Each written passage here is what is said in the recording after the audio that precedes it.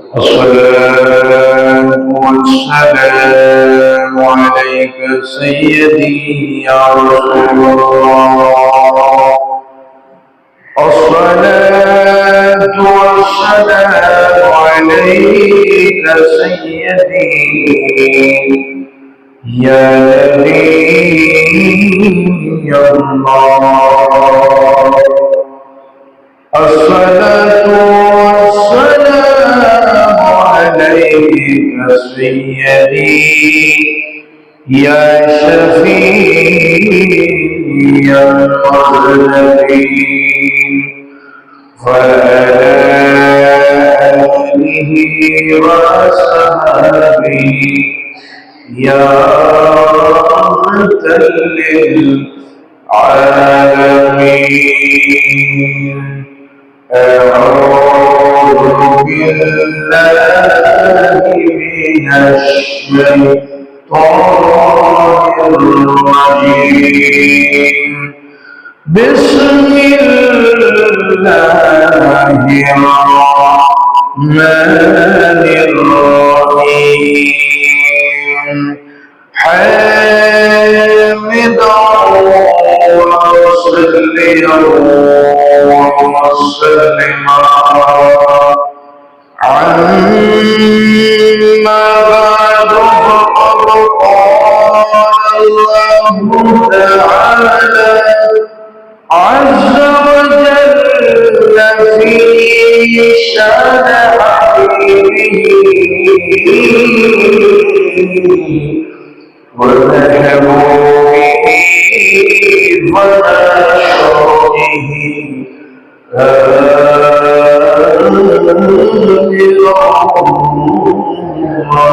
ونشره إن الله وملائكته يصلون على النبي يا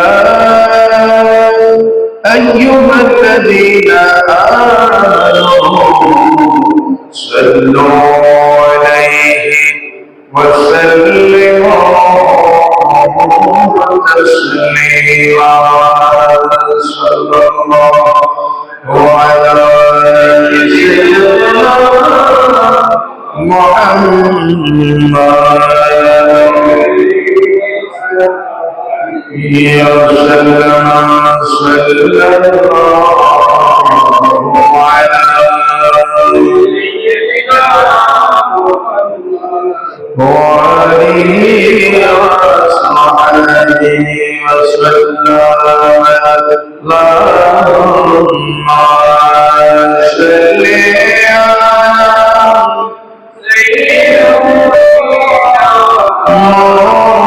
مولانا محمد سيدنا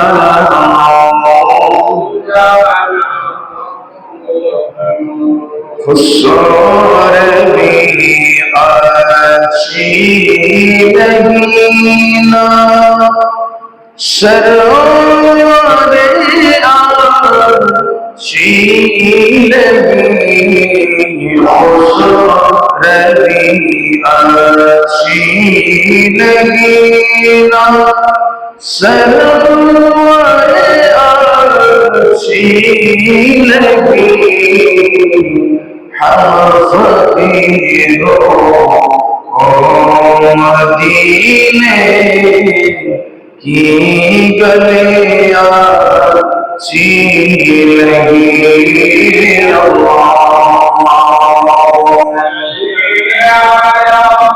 سیدنا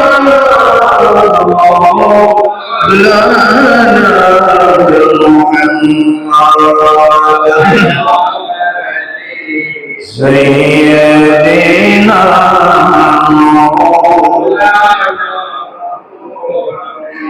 عيد ميلاد النبي ہے کیوں نہ جھومے آج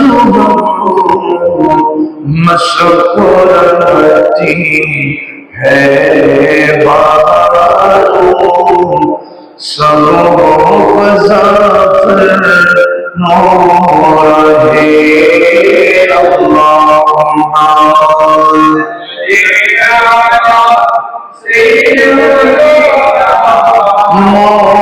مولانا محمد وعلى سيدنا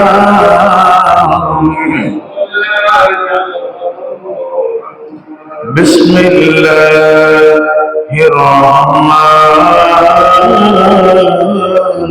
الرحيم يا أيها الذين آمنوا لا تلهكم أموالكم ولا أولادكم عن ذكر الله ومن يفعل ذلك فأولئك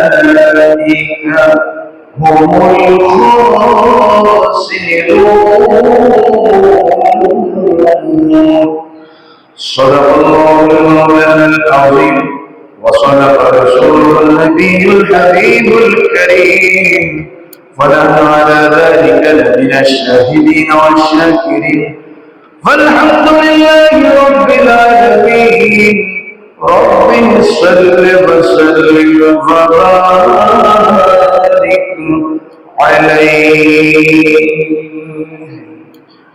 جبھی میری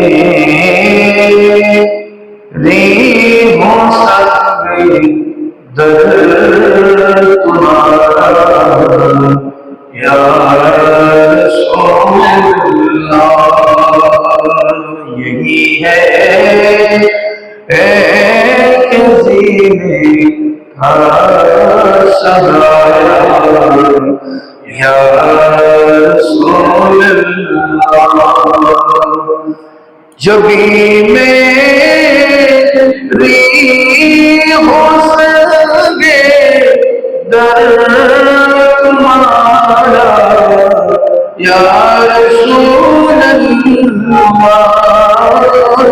جبھی میری ہو سکے در تمہارا یا رسول اللہ یہی ہے ایک زینے کا سہارا یا رسول اللہ صلاۃ یا رسول اللہ سلام یا حبیب اللہ دکھا دو اپنا چہرہ پیارا پیارا یا رسول اللہ دکھا دو اپنا چہرہ پیارا پیارا یا رسول اللہ خدا کا جی تو جی کر لو نظارہ یا رسول اللہ خدا کا جی تو جی کر لو نظارہ یا رسول اللہ صلاۃ یا سلام یا حبیب بروز حشر میری اس دعا کی لاج رکھ لینا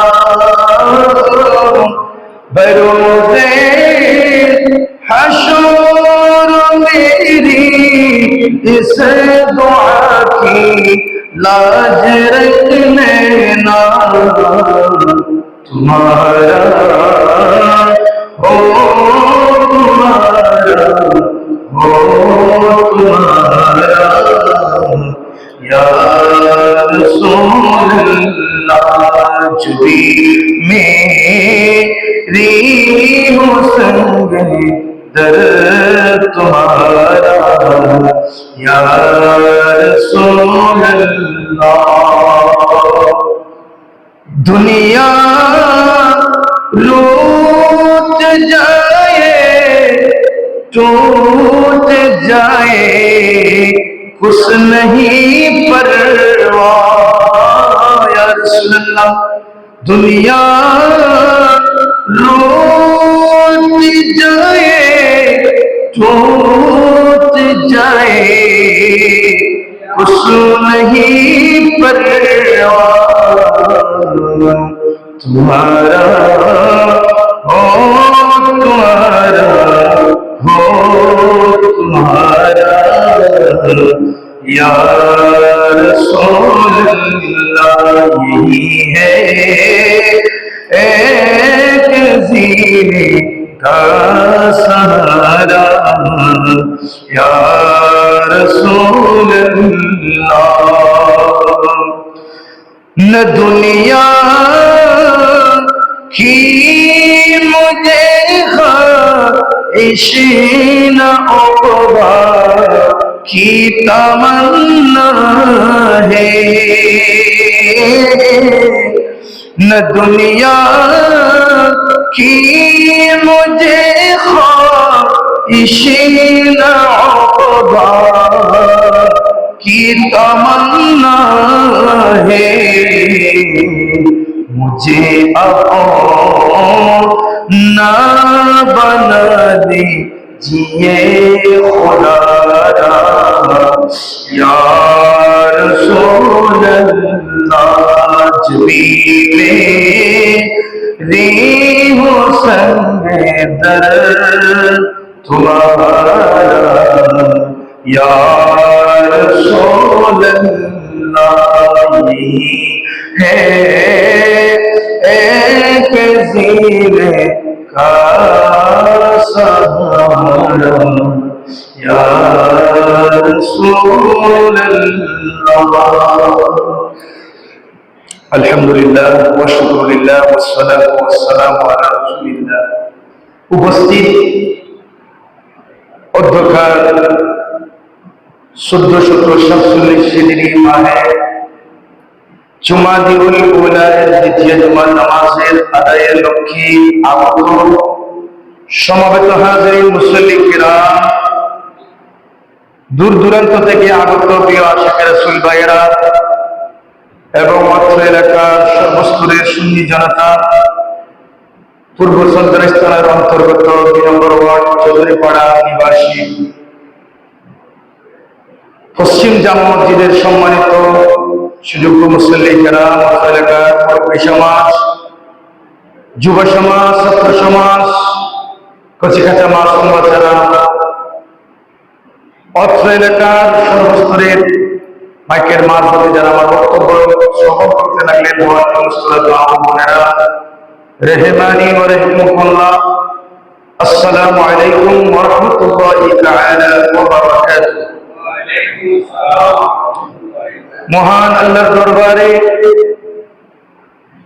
অত্যন্ত কৃতজ্ঞতার সাথে শুকরিয়া আদায় করছি যে মহানামনি মেহেরবানি করে দয়া করে আমাদের মতন নাহান্দার পাকসার নালায়েক বান্দাদেরকে মনোনীত করে দুনিয়ার বিভিন্ন ফিতনা থেকে বাঁচিয়ে এবং দুনিয়ার বিভিন্ন ব্যস্ততা থেকে ফারিক করে মাহে জুমাদুল উলার দ্বিতীয় জুমার নামাজের আদায়ের লক্ষ্যে আজকে জুমার দিন আমরা যারা ওযু গোসল করে পাক সাফ হয়ে আপন আপন বাসভবন থেকে হাঁটি হাঁটি পা পা করে ইতিমধ্যে যারা মসজিদে এসে বসে জায়গা করে নিয়েছেন, যারা আসার পথের প্রতীক হয়েছেন, প্রত্যেককে মোবারকবাদ ও ধন্যবাদ জানাই।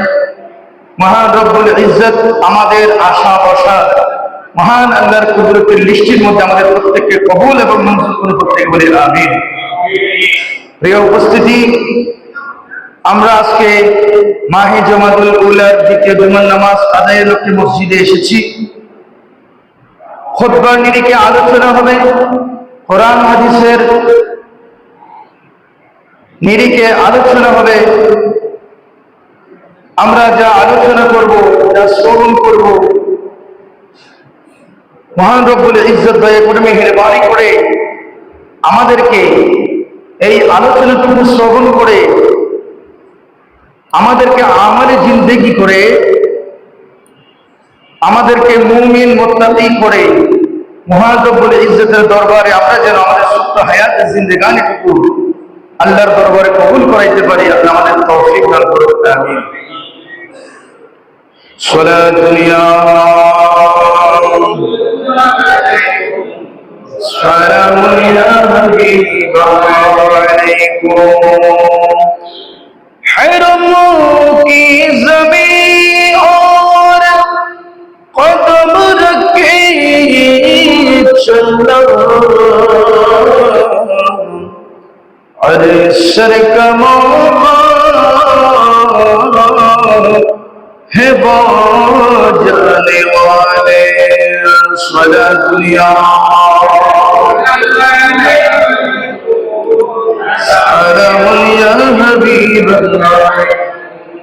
সম্মানিত এলাকাবাসী, আমি আপনাদের সকলের জ্ঞাতার্থে আমি বলতেছি, আমাদের মধ্যে চলমান বর্তমান আমরা অক্টোবর মাস আজকে শেষ হবে, নভেম্বর শুরু হবে। শীতকালের মৌসুম আমাদের মধ্যে আসার একেবারে কাছাকাছি সময়, শীতকালীন মৌসুম আরম্ভ হবে ইনশাআল্লাহ। তো দিন একেবারে প্রায় 1.5 থেকে 2 ঘন্টার কাছাকাছি ছোট হয়ে গেছে, ঠিক কিনা? তো দিন বড় এবং ছোট দিকে, গ্রীষ্ম এবং শীতকালের দিকে বিবেচনা করে জোহরের নামাজ একটু আগে এবং পিছিয়ে আনতে হবে। এটা আমাদের হানাফি মাযহাবের একটা সিস্টেম। সুবহানাল্লাহ। জোহরের ওয়াক্ত কখন শুরু হয় প্রিয় হাজরিন? সূর্য যখন একেবারে আমাদের ঠিক মাথার উপরে থাকে তখন নামাজ পড়া হারাম, ঠিক কিনা? 3টে সময় 3টা ওয়াক্ত নামাজ পড়া হারাম। সূর্য ওঠার সময়, সূর্য অস্ত ডুবার সময়, সূর্য যখন ঠিক মাথার উপর থাকে, সূর্য পশ্চিম দিকে ঢলার সাথে সাথে, ঢলে পড়ার সাথে সাথে জোহরের ওয়াক্ত শুরু হয়। সুবহানাল্লাহ। ঠিক আরেকটু জানার জন্য আমি বলতেছি, কতক্ষণ জোহরের ওয়াক্ত সময় থাকে? আইম্মায়ে কেরামগণ, মাযহাবের ইমামগণ অত্যন্ত বিচার বিশ্লেষণ করে, তাত্ত্বিক বিশ্লেষণ করে ফয়সালা দিয়েছেন। তখন তো আর এখনের মতন ডিজিটাল ঘড়ি, ডিজিটাল সময় চেনার মতন কোনো পদ্ধতি ছিল না।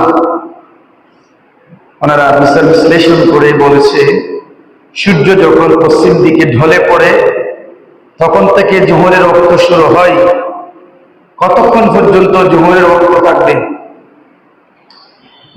সূর্য পশ্চিম দিকে ঢলে পড়লে আমরা দাঁড়াই বা আমাদের একটা জিনিস বস্তু দাঁড় করিয়ে রাখলে ছায়া পড়বে পূর্ব দিকে, ঠিক কিনা? ছায়া পূর্ব দিকে পড়বে।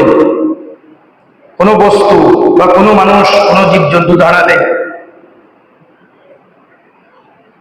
সূর্যের পশ্চিম দিকে ঢলার কারণে ছায়া পড়বে, বস্তুর ছায়া পড়বে পূর্ব দিকে। বস্তুর মূল ছায়া,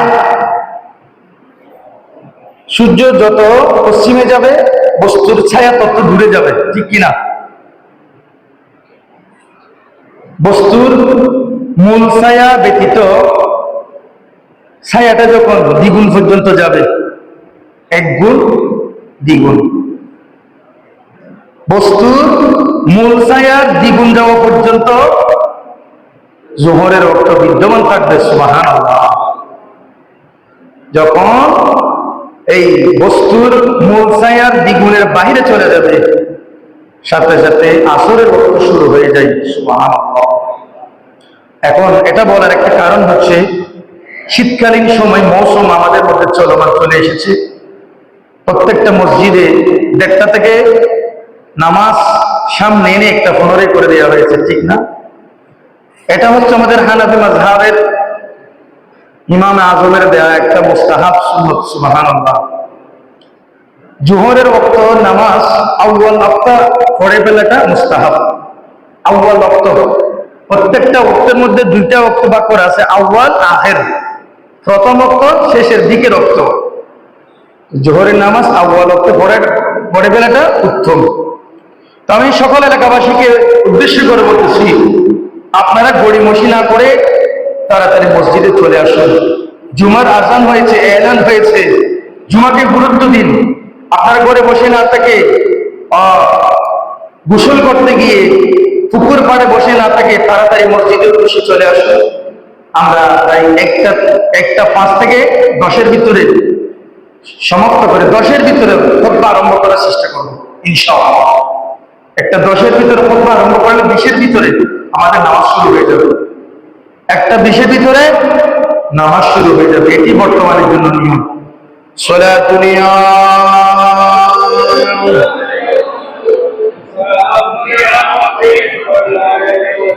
প্রিয় হাজিরিন,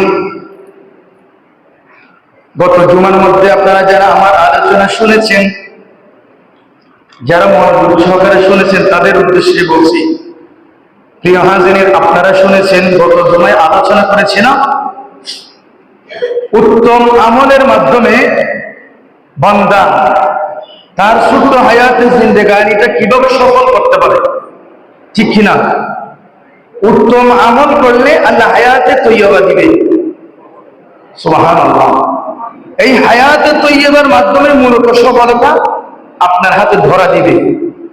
দুনিয়া ও আখিরাত আপনি সফল কাম হতে পারলে আপনি সফল। সুবহানাল্লাহ।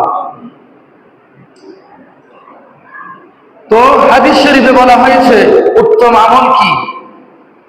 আমি আপনাদের উদ্দেশ্যে আরেকটি কথা জানান দিচ্ছি। আপনারা হাদিস শরীফ পড়লে অনেক হাদিসে অনেক রকম করে উত্তম আমলের কথা বর্ণনা দেয়া হয়েছে। সুবহানাল্লাহ।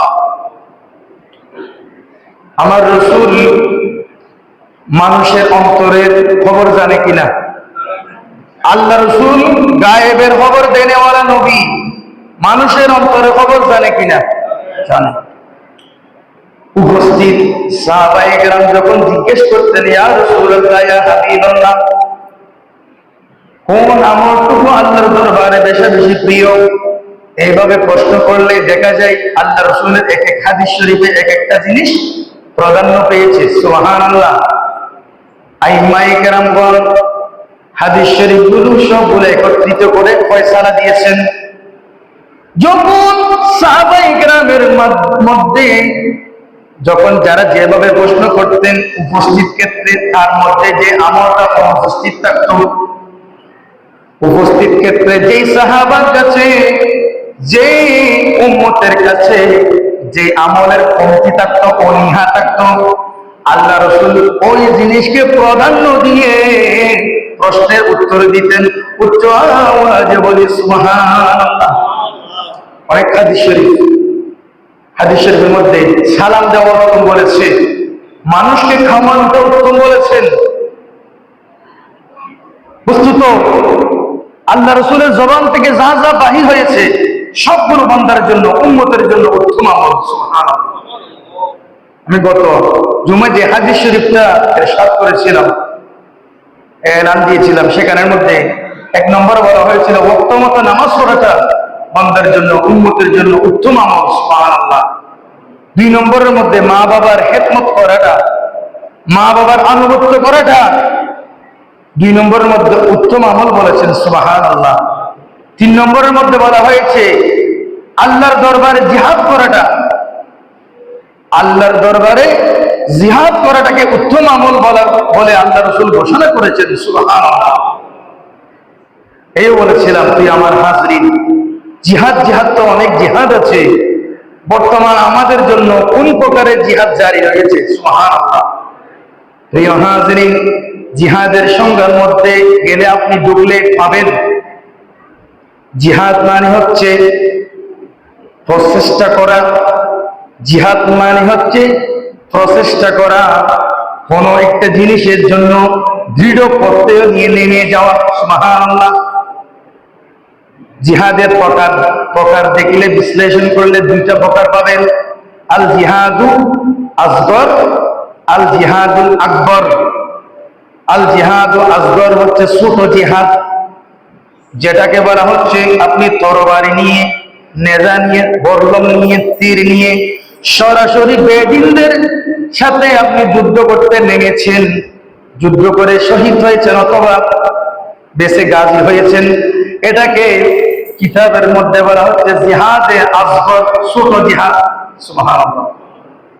হুজুর, এটা যদি ছোট জিহাদ হয়, বড় জিহাদ কোনটা? আমি গত জুমায় সামান্য করে বলেছি। বড় জিহাদ বলা হচ্ছে আল জিহাদু আকবর, হচ্ছে নিজের নফসের সাথে জিহাদ করে নিজের অন্তরের মধ্যে নিজের নফস নিজেকে যে কুমন্ত্রণা দেয়, কুয়াশা দেয়, কুফবৃত্তি থেকে নিজেকে বাঁচিয়ে রেখে আল্লাহর দরবারে আল্লাহর অর্ডার, প্রত্যেকটা পদাঙ্ক প্রত্যক্ষ প্রত্যেকটি পদে পদে আল্লাহর অর্ডার, আল্লাহর হুকুম, আল্লাহ রসুলের হুকুম বিধান মোতাবেক চলতে পারাটাই হচ্ছে আল জিহাদু আকবর। সুবহানাল্লাহ। আল্লাহর দেয়া শরীয়তের উপর আমরা ঈমান এনেছি, আল্লাহ রসুলের দেয়া বিধান মোতাবেক আমরা ঈমান এনেছি। এই ঈমান মোতাবেক আপনি যখন ঈমান হয়েছেন, আপনাকে বলা হচ্ছে মুমিন। আপনাকে বলা হচ্ছে কি? মুমিন। আপনি যখন মুমিন হলেন, ঠিক আপনাকে মুসলমানিত্বের পরিচয় দেওয়ার জন্য, আপনি যে মুসলমান, আপনি ঈমান আনার পর আপনাকে মুমিন বলা হচ্ছে। এই মুমিন থেকে প্রকৃত হাঁটি মুসলিম হিসেবে পরিচিত দিতে গেলে, আপনাকে মুসলিম হিসেবে আপনি যখন পরিচয় দিবেন, আপনার মাথা থেকে পা পর্যন্ত, আপনার একেবারে দিনের শুরু থেকে শেষ পর্যন্ত 24টা ঘন্টা, রাত দিন, আপনার হাঁটা চলা সবগুলোর মধ্যে আপনার ওই মুসলমানিয়তের মধ্যে, যে মুসলমান মানে হচ্ছে আত্মসমর্পণকারী।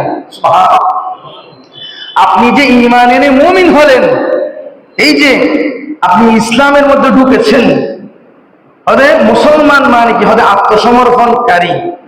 আপনি আত্মসমর্পণ করে মুসলমান হয়েছেন, এটা প্রমাণ পাবে আপনার সকল কাজ ও কারবারের মাধ্যমে। সুবহানাল্লাহ। এটি প্রমাণ দেওয়ার জন্য আপনাকে প্রত্যেকটা ধাপে ধাপে, খাতে খাতে আপনার নফস শয়তানের সাথে বিরোধিতা করে যেতে হবে। সুবহানাল্লাহ। আল্লাহ রাসূল হাদিস শরীফের মধ্যে ইরশাদ করেছেন সাহাবায়ে কেরামদেরকে নিয়ে, ও আমার সাহাবা, তোমরা শুনে রাখো, জেনে রাখো, আমি রাসূল তোমাদের জন্য বলতেছি, ও আমার উম্মত, তোমাদের বডির মধ্যে, তোমাদের বক্ষের মধ্যে বাম পাশে যেই দুট স্তন রয়েছে, বাম পাশে তোমাদের সিনা, বাম পাশে তোমাদের কলব রয়েছে। সুবহানাল্লাহ। কি রয়েছে? একটি কলব রয়েছে। কলবের ঠিক নিচে নিচে তোমাদের একটা নফস রয়েছে। সুবহানাল্লাহ।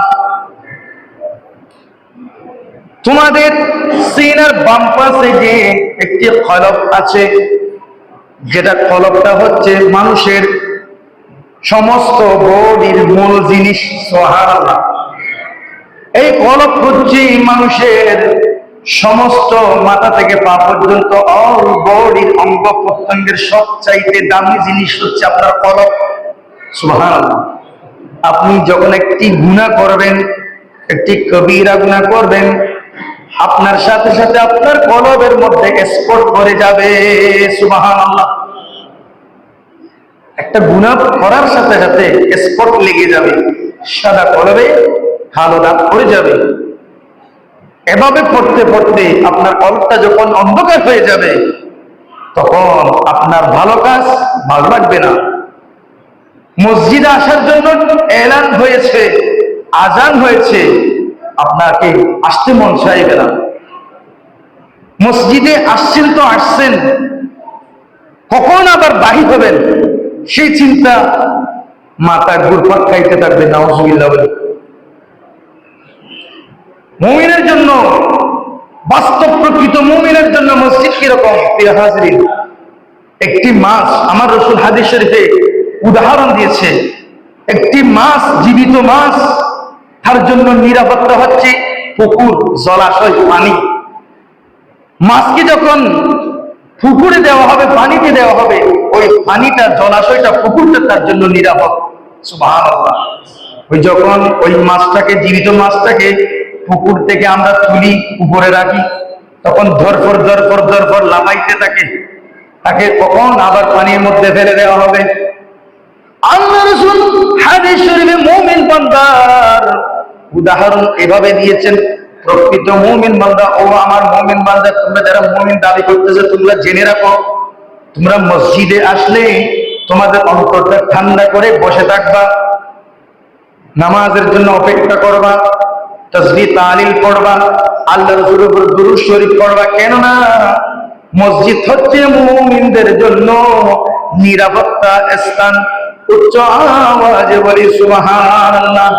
মসজিদ হচ্ছে আল্লাহর পক্ষ থেকে মুমিন বান্দাদের জন্য রহমত পাওয়ার জন্য অন্যতম একটি স্থান। সুবহানাল্লাহ। এই বান্দার সমস্ত বডির শ্রেষ্ঠ জায়গা হচ্ছে কলব। এই কলবের নিচে নিচে একটা নফস রয়েছে। এই আল্লাহ রাসূল বলতেছে, আমার উম্মত তোমরা শুনে রাখো, সকল মানুষের এই সিনার বাম পাশে এই নফসটা রয়েছে, একটা মাংসের ছোট্ট টুকরা রয়েছে। এটা হচ্ছে কুপ্রবৃত্তির দিকে মানুষকে নিয়ে যাওয়ার জন্য সদা সর্বদা এই আদম সন্তানের কলবের উপর একটা শয়তান হাঁটু গেড়ে বসে থাকে। নাউজুবিল্লাহ। আদম সন্তানের এই নফসকে, এই কলবকে নষ্ট করার জন্য একটি শয়তান সদা সর্বদা হাঁটু গেড়ে পেতে থাকে।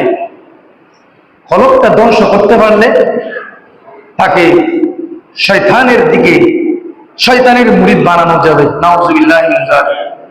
উপস্থিত সাহাবায়ে কেরাম রাসূল সাল্লাল্লাহু আলাইহি ওয়াসাল্লামকে প্রশ্ন করলেন আদব সহকারে, ইয়া রাসূলুল্লাহ, এই নফস শয়তান, যেই শয়তান, যেই নফস মানুষকে কুপ্রবৃত্তির দিকে নিয়ে যায়, সেই নফসটা কি আপনার কাছেও আছে? তখন আল্লাহ রাসূল বলছেন, ও আমার সাহাবা, হ্যাঁ আমারও আছে। মানুষ হিসেবে এটা আল্লাহ আমাকেও দিয়েছে, কিন্তু তোমরা এও জেনে রাখো, আমার নফসটা আমার মুরিদ হয়ে গেছে। সুবহানাল্লাহ। সালাতুনিয়া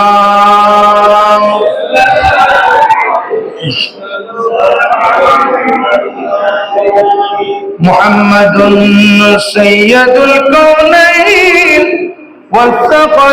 ওয়াস-সাকলাইন ওয়াল ফারীকাইন মিন عرب ومن عجم صلاتنا سلام يا حبيب الله।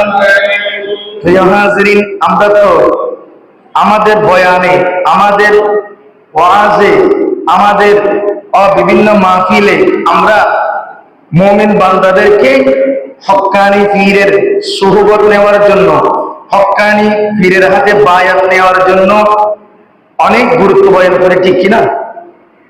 এই যে নফস শয়তানকে দমন করার জন্য, নফসকে নিজের ভালো কাজের দিকে মুরিদ করার জন্য, নফসকে নিজে দমন করে রাখতে পারার জন্য একমাত্র দুনিয়ার মধ্যে শ্রেষ্ঠ ঔষধ হচ্ছে হক্কানি পীরের হাতে বায়াত নেওয়া। সুবহানাল্লাহ। যার হাতে আল্লাহ রাসূলের সিলসিলা আছে, যার বডির মধ্যে আল্লাহ রাসূলের ব্লাড আছে, যে স্বয়ং আওলাদ রাসূল, যার কাছে আল্লাহ রাসূলের পক্ষ থেকে, হুজুর গাউসে পাকের পক্ষ থেকে সাজারা এসেছে, ওই রকম হক্কানি সিলসিলার হাতে ওই রকম হক্কানি রব্বানি ও পীরের হাতে বায়াত নিয়ে সুহবত হাসিল করতে পারলেই আপনার এই নফস শয়তানটা আপনাকে কুয়াশা দিতে অক্ষম হয়ে যাবে। সুবহানাল্লাহ। নয়তো কিতাবের মধ্যে এও এসেছে, যার পীর নাই তার পীর শয়তান, যার পীর নাই তার পীর শয়তান। এটি একেবারে 100% একটি সত্য কথা, ঠিক কিনা বলুন?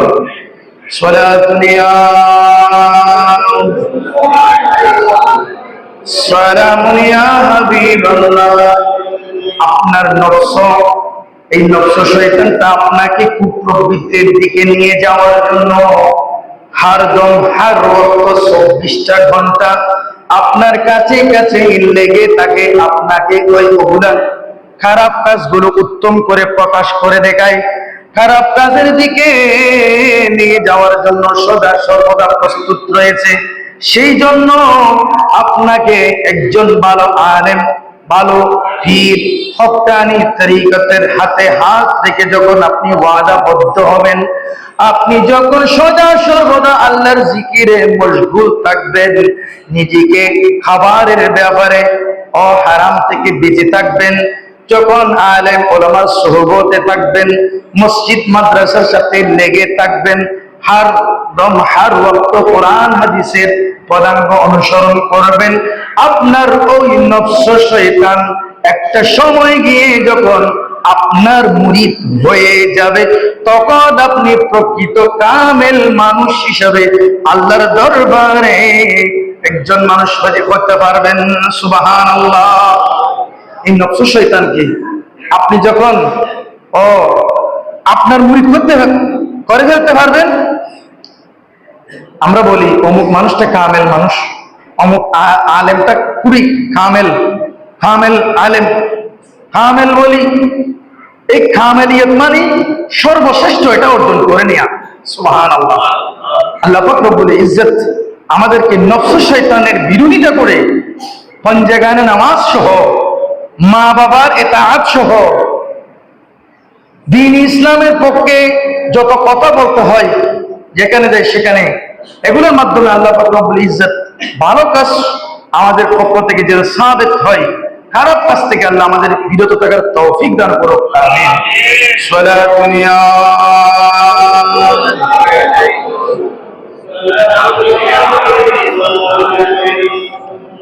প্রিয় হাজিরিন, আমি আজকের খুতবার নিরিখে একটু আয়াত থেকে রিমাত তেলাওয়াত করেছি। আয়াতটা হচ্ছে পবিত্র পাক কালামে মজিদের ফুরকানে হামিদের 28 নম্বর পারা, সূরাতুল মুনাফিকুনের আয়াত, সূরাতুল মুনাফিকিনের 9 নম্বর আয়াত। সুবহানাল্লাহ। মহান রব্বুল আলামিন কোরআনে পাকে, কোরআনে মাজিদে সূরাতুল কাফিরুন নাযিল করেছে, ঠিক কিনা? সূরাতুল কাফিরুন, কুল ইয়া আইয়ুহাল কাফিরুন। কাফের কারা, তাদেরকে আল্লাহ চিনেই দিয়েছেন। সুবহানাল্লাহ।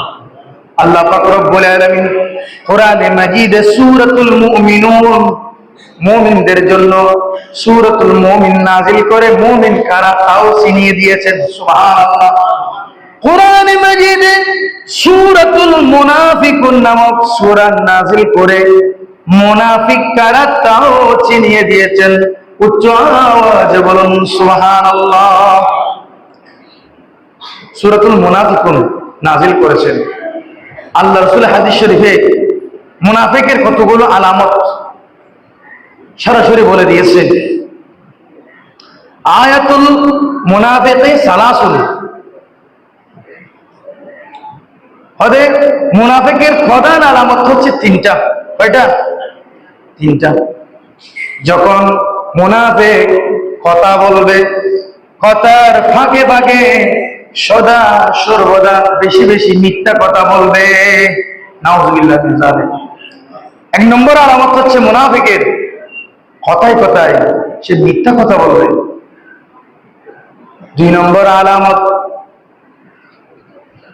মুনাফিক যখন কোন ওয়াদা দিবে, মানুষকে ওয়াদা দিবে, ওয়াদা খেলাফ করে ফেলবে, নাউজুবিল্লাহ। সে যে একটা ওয়াদা দিয়েছে রাত্রে ঘুমানোর সময়, সেই ওয়াদাটা সে সকালবেলা যে ওয়াদা রক্ষা করতে হবে, সেটা তার কাছে কিঞ্চিত পরিমাণও ভয়ও নাই, চেষ্টাও নাই ও রক্ষা করার জন্য। তার ভিতরে মুনাফিকের আলামত ঢুকে যাচ্ছে। আল্লাহ পাক রব্বুল ইজ্জত ওয়াদা রক্ষা করা আমাদের তৌফিক দান করুক, আমিন। 3 নম্বর আলামত বলা হচ্ছে, ওই মুনাফিকের কাছে যখন কোন সর্বমনা মানুষরা আমানত রাখবে, কি রাখবে? আমানত দিবে, আমানতদারি হিসেবে তাকে আমানত দিবে, জমা দিবে, টাকা পয়সা ধন দৌলত দিবে, ওই মুনাফিক ছলে বলে কৌশলে তার আমানত খিয়ানত করে কে ফেলবে, নাউজুবিল্লাহ। মুনাফিক ইসলামের বড় শত্রু। সরাসরি কাফের, বেঈমান, বেদিনরা ইসলামের যত ক্ষতি করতে পারে নাই, মুনাফিক লেবাসদারি, মুখোশধারী মুনাফিকরা ইসলামের বেশি ক্ষতি করেছে। তারা দুমুখী। কোরআন মাজিদে অনেক জায়গায় মুনাফিকের কথা বলেছে। সরাসরি মুনাফিকরা সরাসরি আল্লাহ রাসূলের সামনে আসলে, মুসলমানদের সামনে আসলে তারা বলে, ক্বালু আমান্না, আমরা তোমাদের সাথে ঈমান এনেছি, আমরাও ঈমানদার বান্দা। যখন পিছনে যাই, যখন বেদিন কাফেরদের সাথে যায়, তখন তারা বলে আমরা তোমাদের সাথে, আমরা ঈমান গ্রহণ করি নাই। অথবা তারা বলে আমরা মুসলমান, আমরা মুমিন। যখন কোন আল্লাহর পক্ষ থেকে জিহাদের ডাক আসে, যুদ্ধের ঘোষণা আছে, আসো তোমরা, আল্লাহ যখন যুদ্ধের জন্য ডাক দিবে, তখন সবাই যখন তরবারি নিয়ে যুদ্ধের জন্য যাবে, মুনাফিকরা আস্তে আস্তে আস্তে পিছনে করে যুদ্ধের থেকে পলায়ন করবে, নাউজুবিল্লাহ। এরা মুনাফিক। মুনাফিক দাফে দাফে ইসলামের অনেক অনেক ক্ষতি করেছে। আল্লাহ পাক আবার মুনাফিকের শাস্তি কি হবে তাও স্পষ্টভাবে ঘোষণা করেছেন। বিসমিল্লাহির রাহমানির রাহিম। ইন্নাল মুনাফিকিনা ফিদ দারকিল আসফালি মিনান নার। উচ্চ আওয়াজে বলুন সুবহানাল্লাহ। মহান রব্বুল আলামিন বলে, ও আমার উম্মত, ও আমার বান্দা, তোমরা শুনে রাখো, আমি আল্লাহ সরাসরি ওই সমস্ত যারা দ্বিমুখী মানুষ, যারা মুখে এক কথা বলে অন্তরে আরেকটা ঢেকে রাখে, তাদের জন্য আমি বলতেছি, ইন্নাল মুনাফিকিনা, নিশ্চয় নিশ্চয় মুনাফিকের জন্য আমি আল্লাহ নির্ধারণ করে রেখেছি ফিদ্দারকিল আসফালি মিনান নার, দোজখের একেবারে নিম্ন স্থলে, যেখানে আযাবের শ্রেষ্ঠ থেকে শ্রেষ্ঠ একেবারে নিচে, দোজখের জাহান্নামের একেবারে নিচে স্থানে, যেখান থেকে দোজখের সূচনা শুরু হয়েছে, যেখানে সর্বোচ্চ আযাবের ব্যবস্থা আমি আল্লাহর পক্ষ থেকে মুনাফিকদের জন্য রাখা হয়েছে। উচ্চ আওয়াজে বলুন নাউজুবিল্লাহ। সালাতুন ইয়া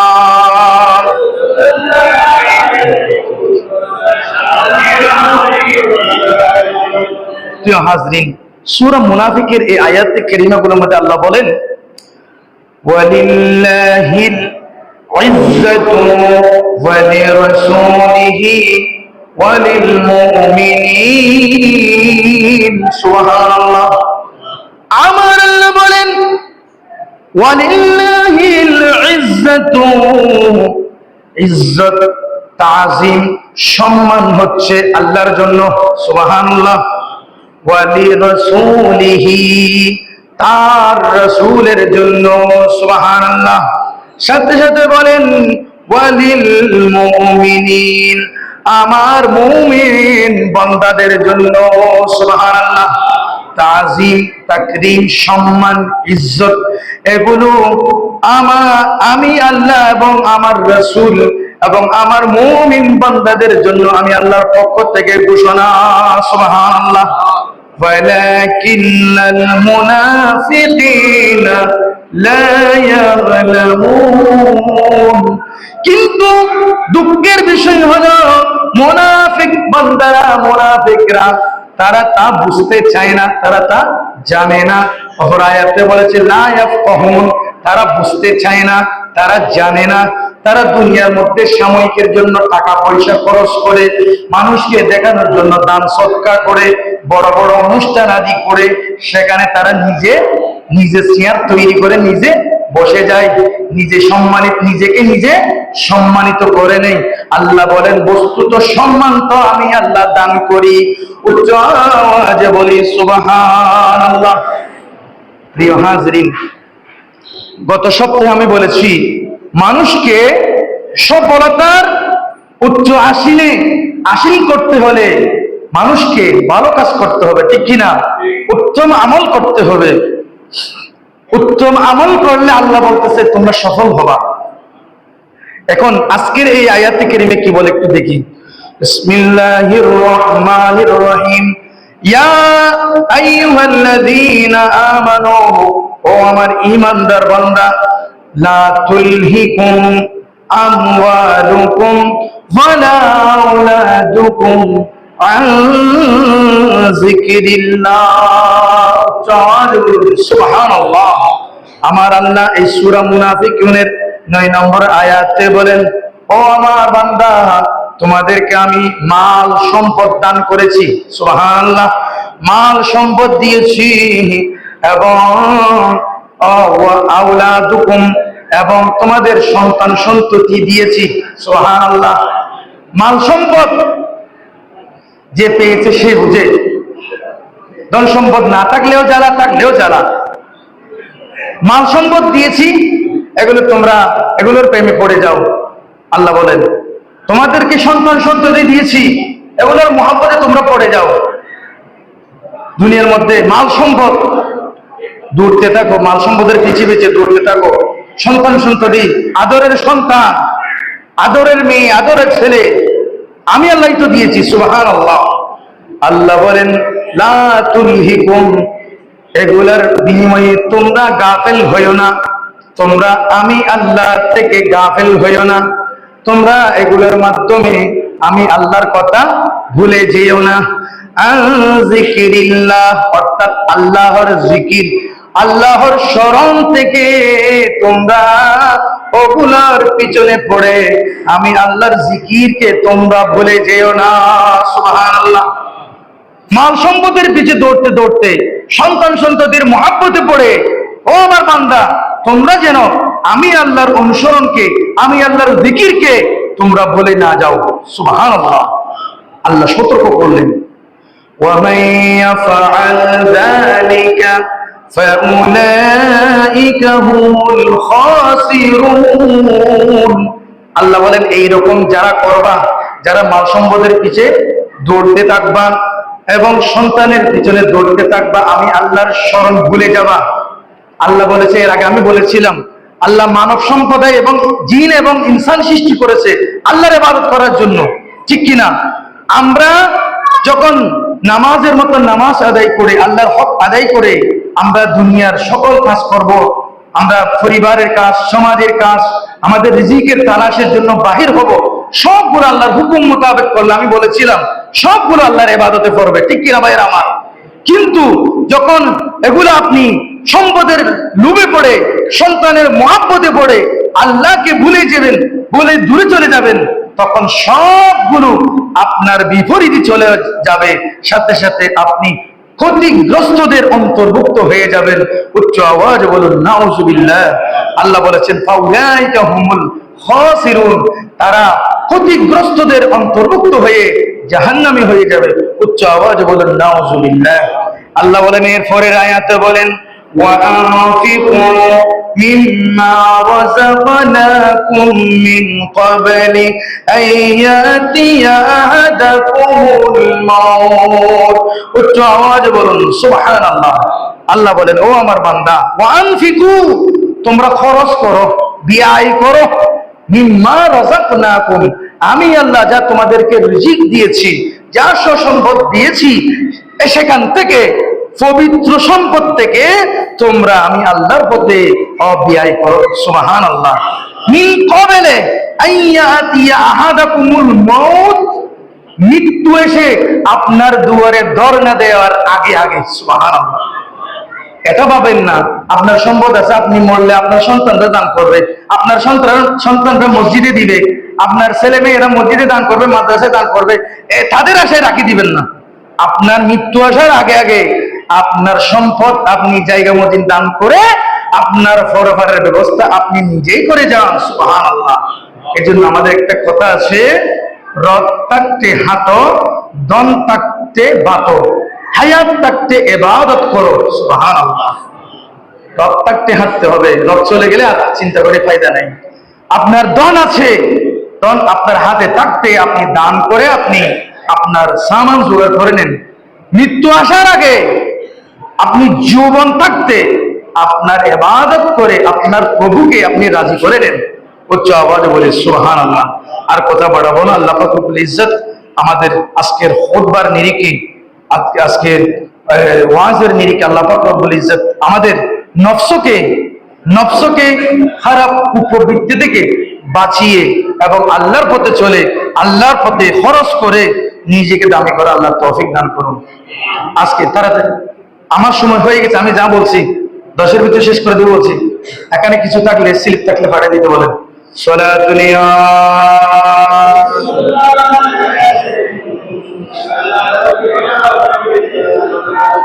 মদিনার গোলামি আমায় দে ও মুর্শিদ মোরে, মদিনার গোলামি আমায় দে, মদিনার গোলামি আমায় দে ও মুর্শিদ মোরে, মদিনার গোলামি আমায় দে।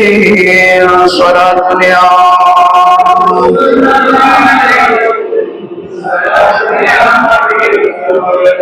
স্বর্ণ চাঁদি রূপা চাই না, চরণ ধুলা এই কামনা, ভাঙ্গা তকদির জোড়া লাগাই দে ও মুর্শিদ মোরে, মদিনার গোলামি আমায়, মদিনার গোলামি আমায় দে। সলাতুলিয়া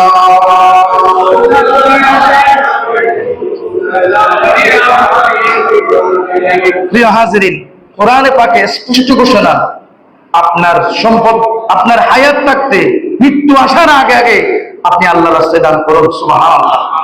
তো আমাদের সভাপতি মহোদয় গত সপ্তাহে প্রায় আপনাদের 10 থেকে 15 মিনিট কষ্ট দিয়েছে আপনাদের সম্মুখে আমাদের মসজিদ মাদ্রাসা, মসজিদের সংলগ্ন মাদ্রাসার বিশাল কমপ্লেক্স আলহামদুলিল্লাহ আপনাদের সহায়তায় এতটুকু পর্যন্ত এগিয়ে এসেছে। একেবারে সফলতার দ্বার প্রান্তে এসে গেছে আলহামদুলিল্লাহ। তার বাকি কিছু যা কাজ আছে আপনাদের সহযোগিতা আপনারা চেয়েছেন, আপনারা শব্দ মোতাবেক আল্লাহর ওয়াস্তে আল্লাহ এবং আল্লাহ রসুলকে রাজি সন্তুষ্টি করার জন্য এই এতিমখানাটা যেন পুরোপুরি বাস্তব রূপ দেওয়ার জন্য আপনারা সকলে এগিয়ে আসুন। আল্লাহ পাক রব্বুল ইজ্জতের প্রত্যেকের দান সত্য কবুল করুন, আমিন। আজকে দান করেছে জনাব হাজী আব্দুল মাহবুব, পিতা মৃত আব্দুর রশিদ, মাদ্রাসার জন্য 20,000 টাকা। আল্লাহ পাক রব্বুল ইজ্জত মোহাম্মদ আব্দুল মাহবুব তার পক্ষ থেকে, তার মৃত বাবার পক্ষ থেকে এই 20,000 টাকা দান কবুল করে তার সকল মাকসাদগুলো আল্লাহ পরিপূর্ণ করে দিক প্রত্যেকে বলে আমিন। আজকে দান করেছেন মাদ্রাসার জন্য দান করেছেন মোহাম্মদ সাকিব চৌধুরী, পিতা মোহাম্মদ ইদ্রিস, মাদ্রাসার জন্য 1,000 টাকা। তিনি তার পরিবারের সদস্যের জন্য, তার মরহুম দাদাদের জন্য দোয়া চেয়েছেন। আল্লাহ পাক তার পক্ষ থেকে দোয়া কবুল করুন, প্রত্যেকে বলে আমিন। আজকে দান করেছেন যারা মোহাম্মদ নুরুল হক চৌধুরী, পিতা বদরুর রহমান, মাদ্রাসার জন্য 500 টাকা। আল্লাহ তার পক্ষ থেকে দান কবুল করুন, আমিন। দান করেছেন মোহাম্মদ আব্দুল মান্নান চৌধুরী, মরহুম আব্দুল আলিম, মাদ্রাসার জন্য 2,000 টাকা। তিনি শারীরিকভাবে অসুস্থ আছে, দোয়া চেয়েছেন। আল্লাহ তার আজকের এই 2000 টাকা দানের বদৌলতে আল্লাহ আব্দুল মান্নান চৌধুরীকে আল্লাহ আপনি সেবায় কুল্লে আজরা তাম্মা নসিব করুন, করতে বলে আমিন। আরেকজন ভাই নাম প্রকাশে অনিচ্ছুক এক মহিলা মাদ্রাসার জন্য দিয়েছেন 10,000 টাকা। আল্লাহ আপনি এই মার পক্ষ থেকে, এই বোনের পক্ষ থেকে 10,000 টাকা দানকে আল্লাহ আপনি কবুল করুন, আমিন। আজকে দান করেছেন মোহাম্মদ ইসমাইল চৌধুরী, পিতা আব্দুল সমদ চৌধুরী, মাদ্রাসার জন্য 2,000 টাকা। যারা মোহাম্মদ ইসমাইল চৌধুরীর পক্ষ থেকে এই দানকে আল্লাহ কবুল করুন, প্রত্যেকে বলে আমিন। আরো দান করেছেন বীর মুক্তিযোদ্ধা মরহুম সিরাজুল ইসলাম চৌধুরী, পিতা মরহুম হাজী আহমদ মিয়া, মাদ্রাসার জন্য 500 টাকা। আল্লাহ পাক রব্বুল ইজ্জত আজকের এই জুমার মহিমান্বিত দিনে প্রত্যেকে যারা দান করে দোয়ার লিস্টের মধ্যে নাম উত্তোলন করেছে, আল্লাহ প্রত্যেক ভাই এবং প্রত্যেক মা বোনদের হকে হকে দোয়া কবুল করে প্রত্যেকের জায়েজ মাকাসিদ গুলো আল্লাহ আপনি কবুল করে নিন, প্রত্যেকে বলে আমিন। প্রিয় হাজিরিন, উপস্থিত ক্ষেত্রে আপনারা আরো যারা দিতে চান দিয়ে দেন। আমাদের কাজ জানুয়ারির আগে কাজ জি হই। আরেকজন ভাই আজকে দান করেছেন মোহাম্মদ আব্দুল সালাম, মাদ্রাসার জন্য 1,000 টাকা। আল্লাহ পাক রব্বুল আলামিন আব্দুল সালাম ভাইয়ের পক্ষ থেকে দানকে কবুল করুন, আমিন। ওয়া মা আলাইনা ইল্লাল বালাগ। যারা সুন্নাত করেন সুন্নাত আদায় করে নিন।